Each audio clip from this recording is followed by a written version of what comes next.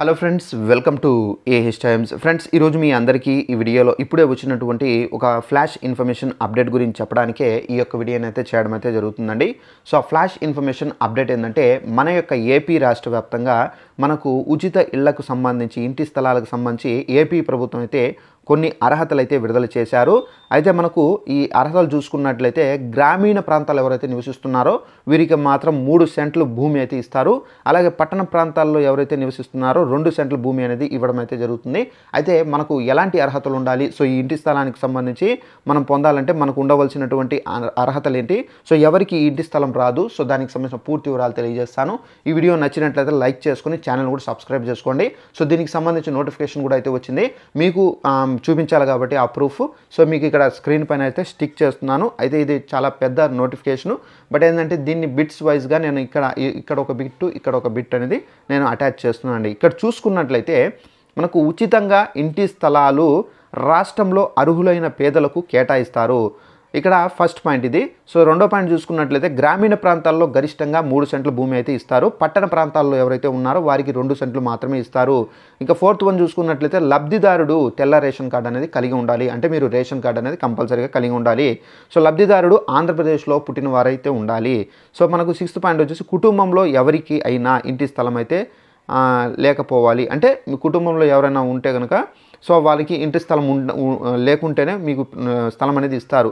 ప్రభుత్వ ఉద్యోగులు పెన్షనర్లు అర్హులు కారు. సో చూసారు కదా, ప్రభుత్వ ఉద్యోగాలు ఉండి ఎవరైతే ప్రభుత్వ ఉద్యోగం అనేది మనకు కంప్లీట్ అయ్యి పెన్షన్ తీసుకుంటున్నారు కదా, గవర్నమెంట్ పెన్షన్లు, వారికి ఈ స్థలాలు రావు.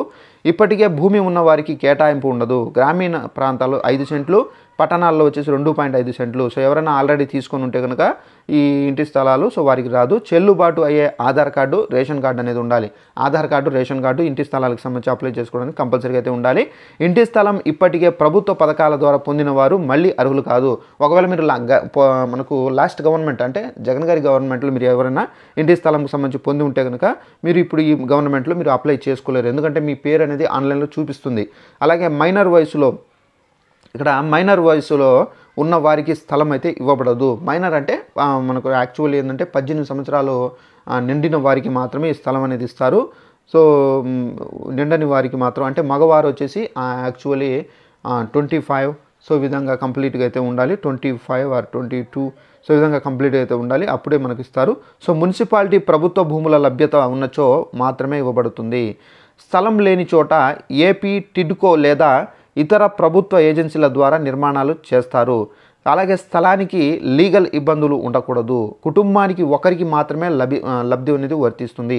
గిరిజనులకు ప్రాధాన్యత ఇవ్వబడుతుంది.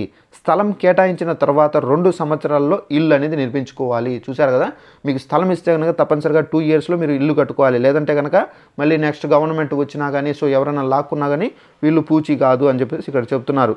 సో ఇంటి స్థలాన్ని వేరే వారికి అమ్మడం కానీ ఇవ్వడం కానీ అనేది నిషేధం. అయితే మీరే అనేది వారసత్వంగా వాడుకోవాల్సి అయితే ఉంటుంది. స్థలాల లేఅవుట్ సర్వే అప్రమత్తంగా అయితే చేయాలి. ప్రతి లబ్ధిదారుడికి స్థలం కేటాయింపు పత్రం పట్టా అనేది ఇస్తారు. సో జిల్లా కలెక్టర్ ఆధ్వర్యంలో లబ్ధిదారుల ఎంపిక అనేది జరగాలి. గ్రామ మరియు సచివాలయం ద్వారా పరిశీలన నిర్వహించాలి. ఎంపికైన లబ్ధిదారులు జాబితా గ్రామంలో అయితే ప్రదర్శించాలి. అభ్యంతరాలు ఉంటే కనుక గ్రామ సభల్లో పరిష్కరించాలి. ఖాళీ భూములు సేకరించడానికి ప్రైవేటు భూములు కొనుగోలు చేయవచ్చు. కుటుంబ ఆదాయం 10,000, గ్రామీణ ప్రాంతాల్లో 12,000 అనేది మించకూడదు. అలాగే అర్హత కలిగిన మహిళల పేరు మీద స్థలం కేటాయింపు ఉంటుంది.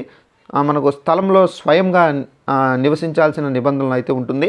ఓపెన్ ప్లాట్లు అందుబాటులో ఉన్న స్థలాలు మాత్రమే ఇచ్చే వీలు. లబ్ధిదారుల ఎంపిక ప్రక్రియలో పారదర్శకత పాటించాలి. సో ఫ్రెండ్స్, చూశారు కదా, మనకు ఏపీ ప్రభుత్వం అయితే ఇంటి స్థలాలకు సంబంధించి ఏపీ ప్రభుత్వం విడుదల చేసినటువంటి మార్గదర్శకాలు, అలాగే అర్హతలు, సో ఇవి ఉంటేనే మీకు నెక్స్ట్ మీరు ఇంటి పట్టాకు సంబంధించి అప్లై చేసుకుంటే మీకు ఇంటి పట్టా వస్తుంది. ఇంకా మనకు ఇంటి పట్టాకు సంబంధించి విడుదల చేయలేదు, ఇంకా ఏమైనా అప్డేట్ వస్తే తప్పనిసరిగా తెలియజేస్తాను.